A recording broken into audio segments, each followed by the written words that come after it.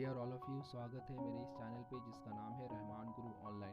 इस चैनल पे class 8, 9, 10 social science से history, geography, economics, political science के एडवांस नोट्स और इम्पोर्टेंट क्वेश्चन आंसर्स के वीडियोस मिल जाएंगे। अभी तक आपने अगर हमारे चैनल्स को सब्सक्राइब नहीं किया है तो कर लें, और इस चैनल पर अगर नए हैं तो ज़रूर से सब्सक्राइब करें ताकि आने वाले दिनों में इसी तरह से वीडियोस के नोटिफिकेशन सबसे पहले आपको मिले। चलिए स्टार्ट करते हैं। हमारा चैप्टर हिस्ट्री से है और ये क्लास 9 का है और चैप्टर का नाम है Nazism and rise of Hitler. ये सारे शॉर्ट क्वेश्चंस दिए हुए हैं 1 मार्क्स के, जो एक एक करके डिटेल्स में हम लोग करेंगे। चलिए स्टार्ट करते हैं। हमारा पहला क्वेश्चन है, name the people's car produced in Germany. Okay, people's car produced in Germany, so the answer is Volkswagen. Question 2, which was the highest post in the cabinet minister in Germany? Okay, Germany में जो highest post था cabinet मिनिस्टरों का वो कौन सा था? Okay, so answer is chancellor. Point question 3, which was the purest race according to the Hitler. Hitler के हिसाब से प्योरेस्ट रेस जो था, यानी कि एक तरीके से जो प्योरेस्ट रेस था वो कौन था? So the answer is Aryan race. Okay. Point questions 4. Name the first German republic. Okay, German republic. So the answer is Weimar Republic. Question 5. Name the most oppressed race in Germany. Okay, बोला गया कि Germany में सबसे ज़्यादा oppressed race, यानी कि सबसे ज़्यादा उनके ऊपर एक तरीके से जुल्म सितम ढाया गया था, तो वो कौन से हैं? So the answer is Jews. Question 6, name the secret police of German. German के सीक्रेट पुलिस का नाम क्या है? Answer is Gestapo. Okay, question 7, name the Nazi youth group for children below 14 years of age. Okay, बोला गया है कि 14 years of as के कम नीचे वाले बच्चों के जो एक ग्रुप होता था जिसको नाजी यूथ ग्रुप कहा जाता था, उसे किस नाम से जाना जाता था? सो द आंसर इज जंग walk. Okay, questions 8, which is the name for the German parliament. Okay, German parliament को किस नाम से जाना जाता था? So the answer is rich स्टेग। Question 9, name the party founded by Hitler. Okay, बोला गया कि एक पार्टी का नाम बताइए जो हिटलर के जरिए स्थापना की गई थी। So the answer is Nazi party. Question 10, what was the immediate cause of the world war 2। Okay, यानी कि वर्ल्ड वार 2 का जो है वो इमीडिएट काउज क्या था? So the answer is German invaded Poland in September 1940 was the immediate cause of the world war 2। Okay, German ने क्या किया? पोलैंड्स के ऊपर अटैक कर दिया 1940 में। ओके, और यही जो रीज़न बना सेकेंड वर्ल्ड वार का।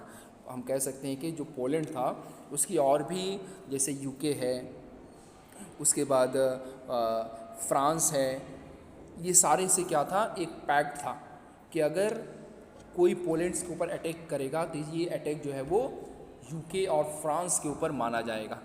ओके, तो इस तरीके से पोलैंड के साथ फ्रांस और यूके भी इंगेज हो गई सेकेंड वर्ल्ड वार में।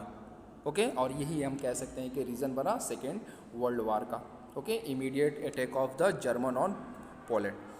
Question 11, what was the name for the treaty sign between allies and the Weimar Republic. Okay, बोला गया कि उस समझौते का नाम बताइए जो कि एलाइज और वीमर रिपब्लिक के बीच में साइन हुआ था। Answer is Versailles treaty.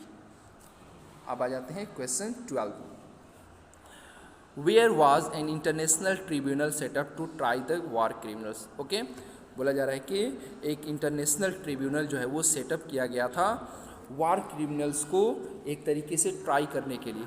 So the answer is Nuremberg. ये न्यूरेमबर्ग में किया गया था।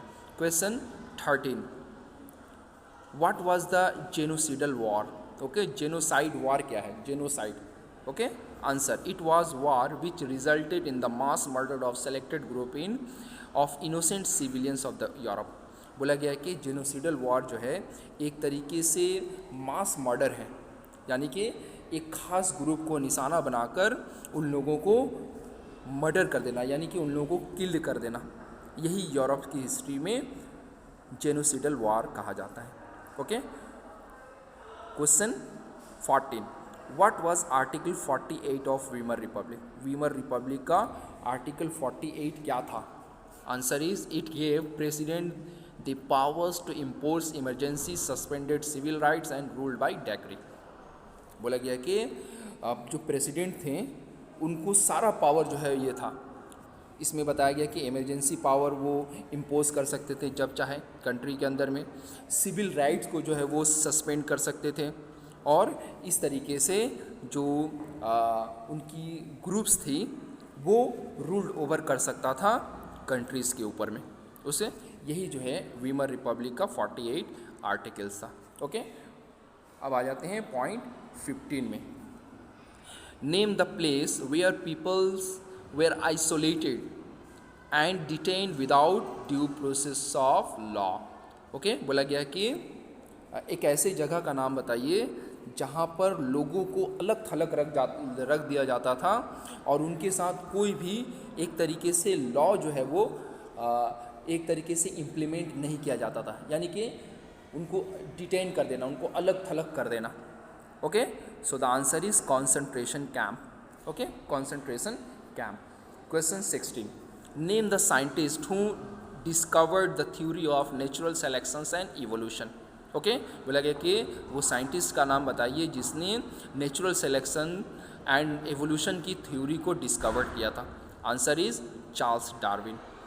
Question 17, which Nazi youth organisation consisted of all German of 14 to 18 years of as.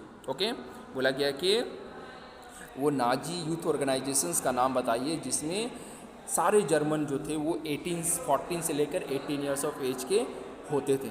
So the answer is Hitler youth. Question 18, who wrote the book Third Reich of Dreams. Okay, Third Reich of Dreams book किसने लिखा था? Answer is Charlotte Beradt. Charlotte Beradt. Question 19, which was the most famous film in which orthodox Jews were stereotypes and mark. बोला गया कि वो famous film का नाम बताइए जिसमें ज्यूज को एक तरीके स्टेरियोटाइप्स दिखाया गया था। स्टेरियोटाइप्स कहने का मतलब कि उनको बहुत ज़्यादा जो है डरावना दिखाया गया था। Okay, the name of the movie is eternal Jews. Okay, question 20, who was Hitler's propaganda ministers. Okay, Hitler's का प्रोपेगेंडा मिनिस्टर्स कौन था? Answer is Goebbels. Okay, hopefully ये सारे क्वेश्चंस आपने अच्छे से किया होगा। ठीक है, इस चैप्टर्स में यही सारे क्वेश्चन जो है वो आते हैं। Thank you.